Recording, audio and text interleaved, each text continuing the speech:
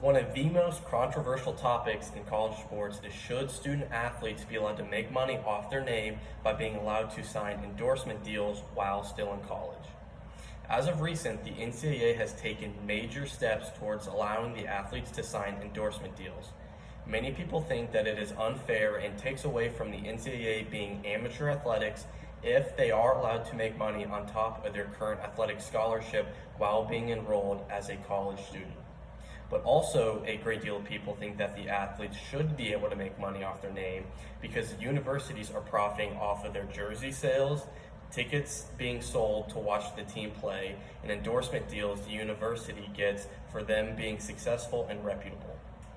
The definition of amateur is to take part of an activity for pleasure and not as a job.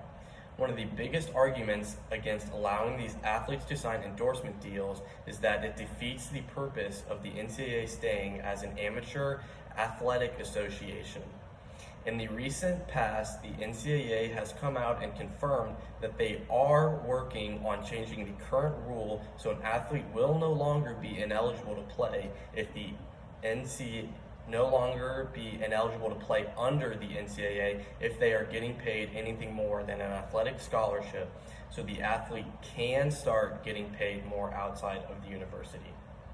After doing extensive research, the NCAA allowing student athletes to accept endorsement deals while still in college is a big leap in the right direction because the athletes can finally make money off their name. The NCAA is handling the situation with lots of precaution, and now athletes have the same opportunity as regular students to make money. According to page 5 of the current Michigan Tech Booster NCAA Eligibility Handbook, student athletes are not allowed to accept any extra benefits, which is defined as any special arrangement by an institutional employee or an athletic representative to provide a student athlete or the student athlete's relative, friend, or family a benefit not expressly authorized by NCAA legislation.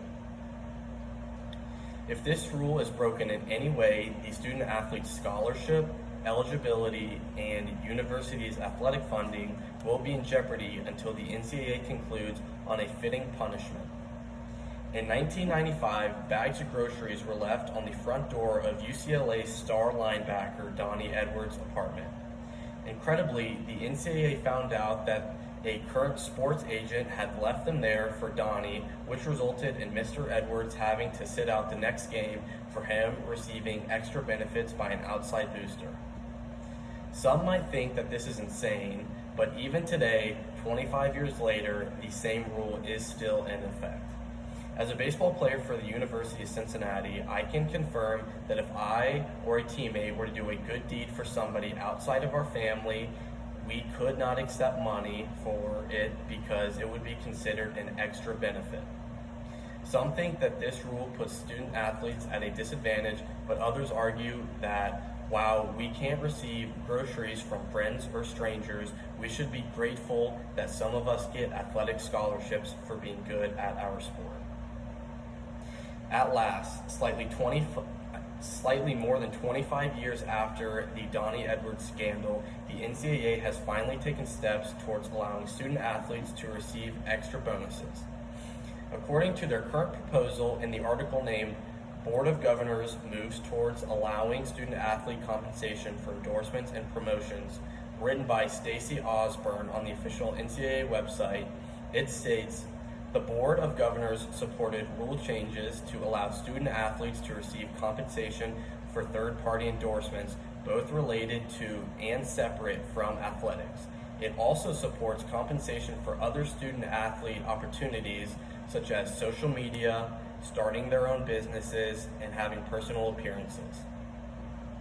Although this may sound fantastic for everybody that supports student athletes getting paid, it will be very difficult for the board to come up with exact regulations and rules for these athletes to abide by.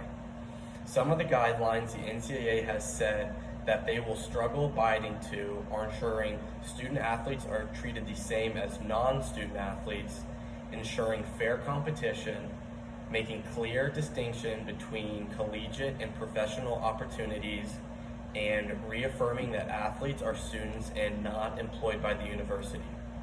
The chairman of the NCAA are looking to have the first changes to the current endorsement/eligibility rules by January 1st of 2021 and plan to make changes according to problems that present themselves during this unprecedented time. In a word, the changes to the current rule could be described as historic. Ever since the NCAA was established in 1906, no collegiate student athlete has been allowed to receive extra benefits. As generations are moving on and social media has become a main source of income for many, we are finally starting to see change for student athletes. As it once was illegal to accept 1 penny for signing a baseball, a student athlete may finally be allowed to sign a $1 million contract with Nike. As a student athlete, saying that I am excited for this change is an understatement. I personally feel that it's about time I can get financial compensation for my athletic abilities from third parties. As many of you in the audience know, it is hard to focus on both a job and the college workload. I believe that it is a terrific time for athletes because it is incredibly hard to make money that follows the current NCAA guidelines while following and focusing on athletics and school.